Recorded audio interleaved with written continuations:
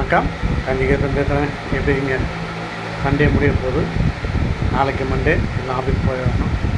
இப்போ காஞ்சிபுரத்தில் சில இடத்துல மழை பெய்யுதுங்க. அதாவது பஸ் ஸ்டாண்ட் பேக் சைடெலாம் மழை, இந்த வெள்ளைக்கேட் சைடு மழை இல்லை அப்படின்னாங்க. எங்கள் ஏரியா வெள்ளைக்கேட்டில் அந்த மழை பெய்யுது. ஓகே. அப்புறம் இந்த ஃப்ளைட் ஆக்சிடெண்ட்டை பற்றி தான் மனசு அப்படியே இன்னும் குழப்பிட்டே இருக்குது. அத்தனை பேர் இறந்துட்டாங்க. ஒரு வெளியே குதிக்கிறது வழியே இல்லைன்னும்போது முதல்ல 242 பேரும் இறந்துட்டான்னு சொன்னாங்க. அப்புறம் பார்த்தா அதில் ஒருத்தர் மட்டும் வெளியே ஜன்னல் வழியாக குதிச்சுட்டேன்ட்டார். மீதி பெரிய ஏன் குதிக்கலன்னும் போது சொன்னால், அதாவது மீதி பெரிய எப்படி எஸ்கேப் ஆகலன்னு கேட்டதுக்கு அவர் என்ன சொன்னார், இந்த ஃப்ளைட் நேராக போயிட்டு அந்த பில்டிங் மேலே ஒரு ஹாஸ்டல் மேலே தான் உறைஞ்சது. அந்த ஹாஸ்டல் மேலே இடிக்கும்போது நேராக போயிட்டு இந்த ஃப்ளைட்டுடைய விண்டோவெல்லாம் அது மேலே அப்படி உறைஞ்சுன்னு அதுக்கும் செவருக்கும் நடுவில் கேப் கிடைக்கல, இடைவெளி இல்லை. அதனால் எல்லாம் மாட்டிட்டாங்க. இவர் மட்டும் எப்படி அங்கேருந்து குதிச்சாருன்னு அது கேள்வி. அவர் ஏதோ போயிட்டார். ஓகே, அதை வச்சு அவரை வச்சு தான் இப்போது கேள்வி கேட்க, அதாவது எப்படின்னு கேட்க போகிறாங்க. ஏன்னா அந்த பிளாக் பாக்ஸ் அந்த கருப்பு பெட்டி இருக்குது, அதை வச்சு கொஞ்சம் இது பண்ணுவாங்க. இப்போ வந்து அப்போது அந்த ஃப்ளைட்டில் எமர்ஜென்சி கேட்னு ஒன்று இருக்குது இல்லையா, எக்ஸிட் போட்டிருப்பாங்க. அது வந்து ஒரு சைடில் 3 இல்லை இந்த சைடில் 3 அந்த சைடில் 3 வச்சுருப்பாங்க. சப்போஸ் எனி ப்ராப்ளம்னா அந்த கேட் வழியாக நம்ம அதை ஓப்பன் பண்ணி குதிக்கலாம். அது ஓப்பன் பண்ணி குதிக்கலான்னு சொல்லலான்னு தவிர அது மேலே எழுதியிருப்பாங்க அவசர உதவி கேட், எமர்ஜென்சி கேட் போட்டிருக்காங்க. அது எப்படி யூஸ் பண்ணுறது யாருன்னா தெரியுமா? இப்போ தாங்க எல்லா வீடியோலையும் வருது. அது அந்த டோரு, கிளாஸ் டோரை எடுக்கணுமா, அதுக்கப்புறம் அது மேலேருந்து ஒரு ஹேண்டில் மேலே அதை பிடிச்சி எடுக்கணும், அந்த டோரே திறந்தது மேலே அப்படி தூக்கிட்டு அது வழியாக குதிக்க வெளியே வரலான்னு சொல்கிறாங்க. இது வந்து நிறைய பேருக்கு அந்த விழிப்புணர்வே கிடையாது. காரணம், ஃப்ளைட்டில் நான் 2 வாட்டி போயிருக்கேன், அதுக்காக சொல்கிறேன். ஃப்ளைட்டில் ஏறினோடனே ஃப்ளைட்டு அப்படி லேண்டாகி அப்படி மெதுவாக மூவ் ஆகும்போது அந்த ஏர் ஹோஸ்டர்ஸ் சில பேர் வருவாங்க, வந்துட்டு சில கைட்னஸ் பண்ணுவாங்க. அவங்க என்ன சொல்கிறாங்கன்னா, சீட் பெல்ட்டை போடுவாங்க, அதான் சீட் பெல்ட்டை போட்டுக்கோங்க அப்படின்னு சொல்லுவாங்க. இதில் வந்து என்னென்னா அவங்க பேசுகிறதெல்லாம் இங்கிலீஷ் அண்ட் ஹிந்தி தான், நாட்டு தமிழ். நீங்கள் அதர் லாங்குவேஜ்னு உங்களுக்கு எதுவும் தெரியாது. ஆனால் நம்மளுக்கு பாஷை புரியல, நம்ம தமிழ் மட்டும்தான் தெரியும் அப்படின்னா உங்களுக்கு அண்டர்ஸ்டாண்ட் ஆகிறதுக்கு கஷ்டம். சீட் பெல்ட் போடலன்னா அவங்களே கூட இப்படி போடணும்னு சொல்லுவாங்க. சில பேர் வந்து அங்கே ஃபுட்டு அரேஞ்ச் பண்ணியிருப்பாங்க, அதாவது சாப்பாட்டுக்கு சேர்த்து நம்ம டிக்கெட் புக் பண்ணியிருந்தோம்னா அவங்களே அந்த என்வியா இல்லை வெஜிடேரியனான்னு கேட்டு தருவாங்க. அதுவும் நல்லா தான் இருக்கும். நான் 2 வாட்டி வாங்கி சாப்பிட்ருக்கேன் அப்படின்னு வச்சுக்கேன். அதில் மட்டனும் இருக்குது, வெஜிடேரியன் இருக்குது. ஓகேங்களா? அது வந்து ஃப்ளைட் வந்து இப்படி மேலே போயிட்டு இப்படி லேண்ட் ஆகும்போது தருவாங்க. இப்போது பாருங்கள், அந்த டைமில் தான் அந்த ஏர் ஹோஸ்டர்ஸோ அவங்க வந்து அப்படியே எல்லாேருக்கும் அந்த டின்னர் கொடுப்பாங்க, டிஃபனோ ஏதோ ஒன்று. அது சாப்பிட்டு இருக்கிறதுக்குள்ளே நம்ம சாப்பிட்டு அங்கேயே வரும்போது மறுபடியும் அதே ஏர் ஹோஸ்டர்ஸ் வருவாங்க.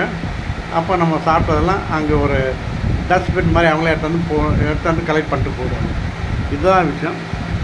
இந்த எக்ஸிட் வழியாக எத்தனை பேருக்கு தெரியும்? யாருக்குமே தெரியாது. ஏன் ஒன்றும் இல்லை, நம்ம பஸ்ஸில் கூட வச்சுருக்காங்க, ஃபஸ்ட் சைட் பாக்ஸ் வச்சுருக்காங்க. எல்லா பஸ்ஸும் இருக்குது, நீங்கள் வேணால் பாருங்கள், நாளைக்கு கூட போய் பாருங்கள். ஃபஸ்ட் சைட் பாக்ஸுன்னு இருக்குது. அதை லாக் பண்ணி பெரிய பித்தளை போட்டு வச்சுருப்பாங்க. அது என்ன எமர்ஜென்சி டைமில் அதை எப்படி திறக்கிறது? சரி, அது திறந்து வச்சாலும் நம்ம ஜனங்க சும்மா இருக்காது, பப்ளிக் சும்மா நோண்டிட்டு இருப்பான்.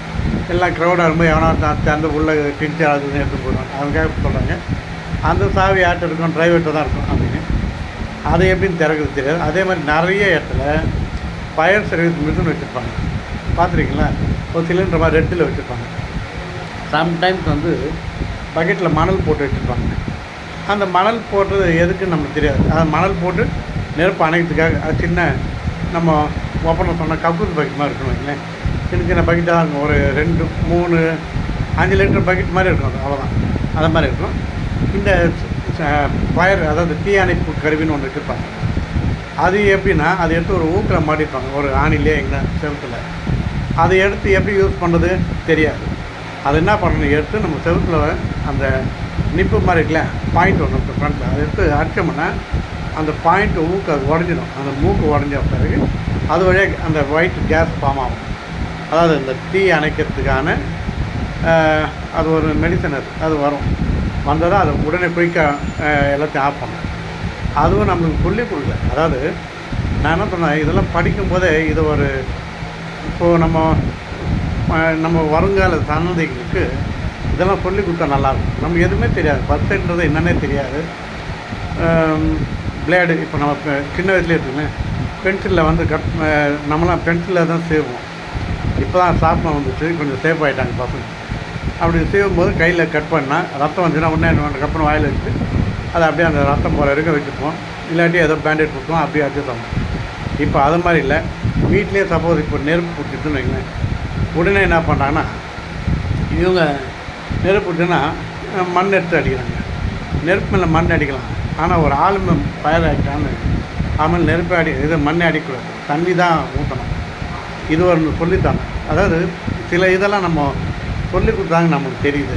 ஏன்னா இது நிறைய பேருக்கு இது அவசரத்தில் நம்ம தெரிஞ்சால் கூட பண்ண தெரியாது. அதே ஒரு கரண்ட்டு ஷாக் அடிக்குதுன்னா உடனே போய் மெயின் ஆஃப் பண்ணணும். மெயின் வந்து கொஞ்சம் தொலைவில் இருந்துச்சுன்னா இந்த யாருக்கு ஷாக்கில் இருக்குன்னா அவனை இந்த மரக்கட்டை மாதிரி ஏதோ கொம்பு மாதிரி கொடுத்து தள்ளி விடணுன்றாங்க. ஆனால் அந்த அவசரத்தில் யாராலையும் செய்ய முடியாது. ஏன்னா நானும் அதில் ஒரு வாட்டி அனுபவிச்சிருக்கேன். நான் கிண்டியில் ஒரு வாட்டி ஒர்க் பண்ணும்போது, அதாவது இந்த போஸ்ட் வேலைக்கு போகிறதுக்கு முந்தி ஒரு வேலைக்கு போயிருந்தேன். ஒரு வெல்டிங் கற்றுக்கலாம் அப்படின்றதுக்காக சும்மா போயிருந்தேன். அப்போ அங்கே ஒரு வெல்டருக்கு திடீர்னு ஏதோ வெல்டிங் பண்ணும்போது ஷாக் வந்துடுச்சு. நான் என்ன பண்ணேன், அவருக்கு ஷாக் வந்து தெரியும், அந்த அதிர்ச்சியில் அவர் பிட்ஸ் மாதிரி வந்துச்சு, வலி வந்துச்சு, வலிப்பு. உடனே நான் மெயின் ஆஃப் பண்ண எனக்கு தோணலை. நான் அவரை பிடிச்ச மாதிரி அந்த எஃபெக்ட் என்ன பிடிச்சி என்ன தூக்கி அடிச்சுது. அது ஏதோ சின்ன பில்டிங்காக சொல்லிட்டு ஒரு மூலையில் போய் விழுந்துட்டேன். அதுக்கப்புறமா நான் முழிச்சு பார்த்தா என்னை சுற்றி ஆளுங்க இருந்தாங்க, ஷாக் அடிச்சிச்சு அப்படின்னு சொன்னாங்க. அது மாதிரி அது மாதிரி சில இதெல்லாம் நமக்கு தெரியாது. அதே மாதிரி தண்ணியில் குடித்தோம்னா தண்ணி முழுங்கிடுவோம். இதெல்லாம் ஃபஸ்ட்டு மாதிரி சிலலாம் நம்ம சொல்லித்தரோம். வருங்கால சன்னதிக்கு சொல்லி கொடுத்தா நல்லாயிருக்கும். பாருங்கள், இது ஃப்ளைட்டு பஸ்ஸில் இருக்கிறதுன்னு தெரியாது, ஆஃபீஸில் இருக்கிறதுன்னு தெரியாது. சில இதெல்லாம் சொல்லி கொடுத்தா நல்லாயிருக்கும். அதே மாதிரி சாதாரணமாக இப்போ ஒருத்தர் ஏணி மேலே ஏறுறாங்க, நம்ம என்ன பண்ணுவோம், ஏணியை பிடிப்போம், ஏணியை பிடிக்கூடாது. அதுக்கு அந்த ஏணி எட்டி வறுத்துப்பாங்க கீழே முனை, அந்த முனையில் நம்ம கால் வச்சு கொஞ்சம் அழுத்தணும். அதாவது நம்ம மீறி அது வெளியே வரக்கூடாதுன்றதுக்காக தான் பிடிக்கும். சில பேர் அப்படியே ஏணியை பிடிப்பாங்க. ஏன்னா சொல்லிவிட்டா நமக்கு தெரியும், ஏமா ஏணி முனையை பிடிக்கணும். ஏணியை பிடிச்சோன்னா அது அங்கே வெயிட்டில் அவன் அப்படியே ஸ்லிப்பாக விழுறதுக்கு சான்ஸ் இருக்குது. இதெல்லாம் தான் பார்க்கணும். அது அந்த ஃப்ளைட் இதில் வந்து நான் இன்னும் வெளியே வரல. நிறைய பேர் என்னென்ன கற்பனையில் போனாலும் தெரியல. அது ஒரு ஃபேமிலி, ஃபுல் ஃபேமிலி, 3 குழந்தைங்க, ஒரு ஹஸ்பண்ட் ஒய்ஃபு. ஆனால் ரொம்ப ட்ராஜடியாக இருக்குது. அது மாதிரி ஓகேங்களா, பார்த்து செய்வோம். ஓகே, அதே மாதிரி நம்ம ஃபர்ஸ்ட் எய்டை பற்றி முதல்ல எல்லாமே தெரிஞ்சுக்கணும். இப்போ ட்ரெயினில் கீழே விழுந்துட்டா நம்ம கீழே விழுந்துட்டா பொதுவாகவே நம்ம குழந்தைங்க கீழே வந்து நம்ம என்ன பண்ணுவோம், அதை எடுத்து சமாதானம் பண்ணோம் குழந்தைய. அவனே பாவம் அதுக்குள்ள விழுந்தான், அந்த நேரத்தை போட்டு சாத்த வேண்டியதாங்க. அவனுக்கு மறுநாள் பார்த்தா அன்றைக்கி நைட்டு ஜுரம் வந்துடும். உடனே நம்ம என்ன பண்ணோம், நம்ம அடிச்சதை மறந்துட்டு அவன் கீழே விழுந்த தொட்டு தான் அந்த அதுக்கு அவனுக்கு வந்துட்டு அப்படின்பான். அதுதான் விஷயம். ஓகேங்களா, இந்த கொஞ்சம் பார்த்து செய்வோமா? ரைட், ஏதோ இன்றைக்கி இதை பற்றி கொஞ்சம் பேசணுன்னு அதான் பேசுகிறேன். ஓகே, மீதி அப்புறம் நாளைக்கு பார்ப்போம். ஓகே, பாய்.